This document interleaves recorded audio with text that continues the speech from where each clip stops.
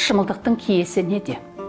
Шымылдықтың киесі жас отауға келіп түскен келіннің көзден, тілден, сұқтан сақтаған. Және келіннің беті ашылмайынша шымылдықтың ішінен шықпаған. Шымылдық қазақтың асыл қазынасы, киелі дүниесі. Шымылдықты жас келін келерде кез келген кісіге тұтқызбаған. Өздерінің әулетіндегі сыйлы, үлгілі абысын ажындарына тұтқызған болатын. Шымылдықтың тағы бір киесі, ол нәрестелі болғанша шымылдық шешілмеген. Нәрестелі болғаннан кейін барып, шымылдықты жинап қоюға рұқсат етілген. 6 қанат ақ үйдің ішінде бір әулет өмір сүрген кезінің өзінде бір бұрышты жас отауларға арнап шымылдық құрып қойған.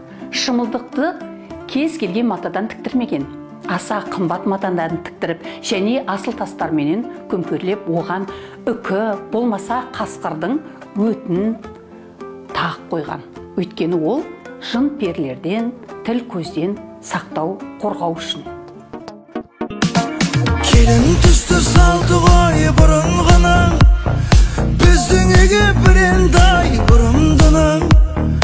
Ақ ниетпен аттаған босағасы, ағарып тұр әнекей шымылдығы. Ақ ниетпен аттаған босағасы, ағарып тұр әнекей шымылдығы.